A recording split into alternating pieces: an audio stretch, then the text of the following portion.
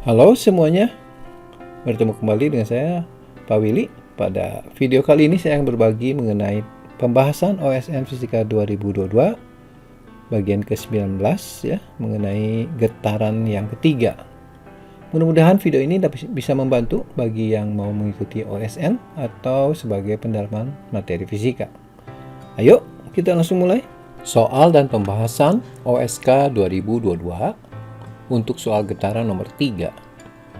Dua batang seragam yang identik A dan B masing-masing memiliki panjang L 13 cm dan massa M 150 gram yang sama. Kedua batang disusun sehingga membentuk huruf T, di mana pusat massa batang A berada di ujung batang B.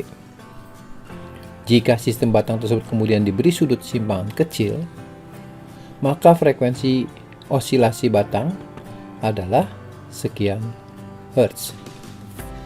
Ya, jadi batang ini berbentuk huruf T seperti ini, dia diputar di ujungnya. Di ujungnya seperti ini ya. Jadi anggaplah di sini ada sebuah engsel untuk menggantungkan sistem ini. Kemudian batang ini diberi simpangan, bisa ke kiri bisa ke kanan. Saya pilih ke kanan sebesar theta ya, simpangannya cukup kecil. Kemudian dilepaskan, maka dia akan bergerak bolak-balik di sekitar ini, atau kita katakan dia bergetar atau berosilasi. Nah, osilasinya berupa gerakan ini ya, sudut simpangannya, simpangan sudut. Jadi nanti kita akan gunakan hukum Newton untuk menyelesaikannya menggunakan sigma torsi.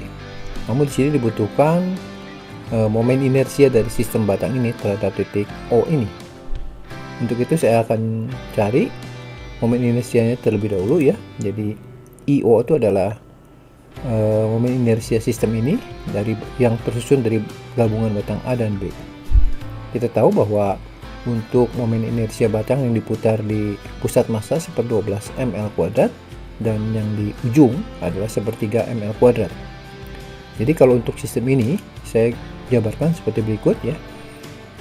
Ini yang sebelah kanan ini adalah IA-nya ya. Jadi momen inersia di sini di pusat massanya adalah 1/12 MA LA². Kemudian karena diputar terhadap titik O, berarti kita tambahkan dengan pergeseran massa. Jadi biasanya menggunakan teorema sumbu sejajar MD² ya.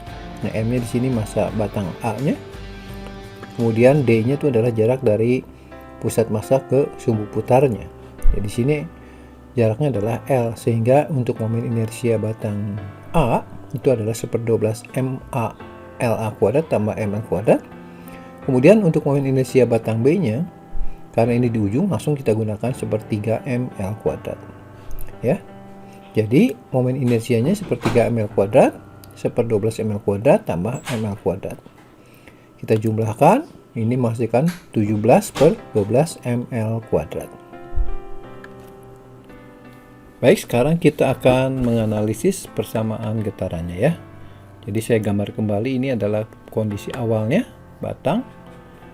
Kemudian saya tarik ke kanan, simpangkan sejauh theta ya, seperti ini. Kemudian dilepaskan, dia tentu saja akan berosilasi. Nah, sekarang dari mana penyebab gerak tersebut? Itu adalah dari gaya berat ya. Jadi di sini ada dua batang A dan B, berarti saya gambar dulu gaya batang A, gaya beratnya. Kemudian batang B juga. Nah, di sini terlihat bahwa batang ini akan berosilasi dalam bentuk gerak melingkar terhadap titik ini, titik O ya. Jadi di sini memang ada reaksi ya, gaya sendi di sini OH dan OV, gaya sendinya ada dua, horizontal dan vertikal. Tapi karena kita akan membuat persamaan sigma torsi melewati titik O, maka OV dan OH tidak kita perlukan, sehingga kita bisa langsung menggunakan persamaan hukum Newtonnya, sigma torsi sama dengan I kali alfa. Nah, saya pilih titik O ya, karena dia juga berputar terhadap titik O. Nah, di sini torsi itu akan timbul diakibatkan oleh gaya ya. Kalau ini arah positifnya yang merah nih, berarti yang berlawanan jarum jam, maka nanti torsi itu ditimbulkan oleh gaya berat berlawanan jarum jam, searah jarum jam.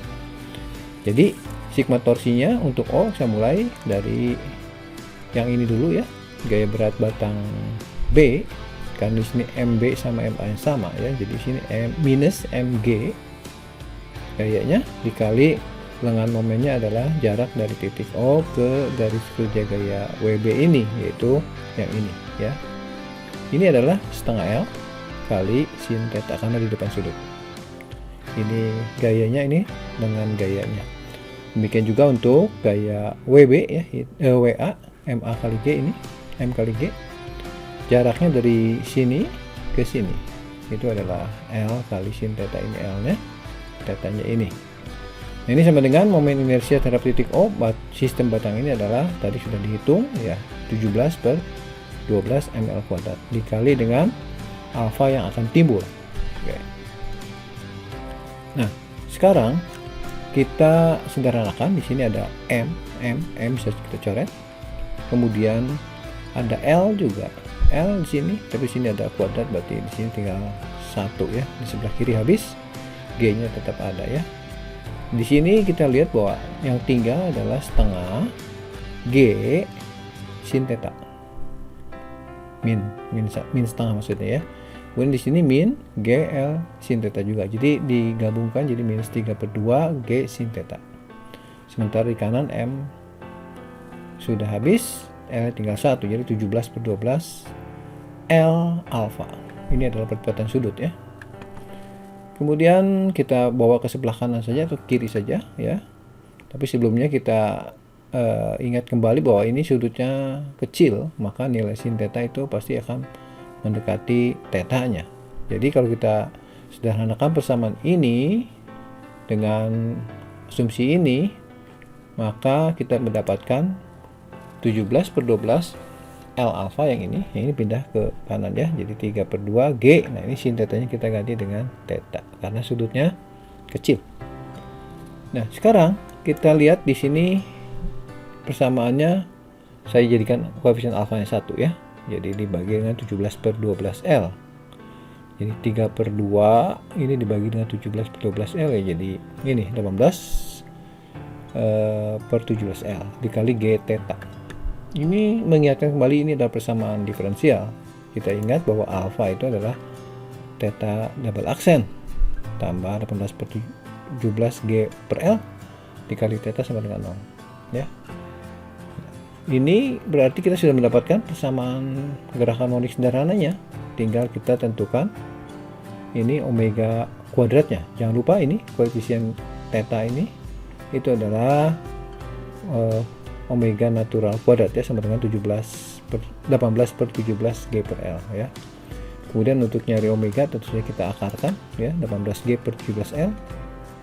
Nah, untuk nyari besaran frekuensi tinggal kita bagi nilai ini dengan 2pi ya. Maka kita mendapatkan rumus untuk kasus ini adalah 1/2pi kali akar 18 G per 17 L. Itu adalah frekuensi naturalnya atau frekuensi alaminya. Karena dikasih tahu nilai yang G dan L ya, maka kita bisa substitusikan ke sini ya. 18 kali 9,8 G-nya. L-nya 0,13 ya, kan 13 cm. Kemudian kalau kita hitung, maka kita mendapatkan angka 1,4 Hz. Ya, jadi frekuensinya adalah 1,4 Hz. Demikian pembahasan OSN Fisika 2022 bagian ke-19 mengenai getaran 3 ya. Nantikan video pembahasan selanjutnya mengenai seri OSN Fisika ini. Jangan lupa untuk subscribe, share, dan komen. Dan tentunya nyalakan juga lonceng notifikasinya supaya tidak ketinggalan untuk video-video berikutnya. Sampai di sini, sekian dan terima kasih.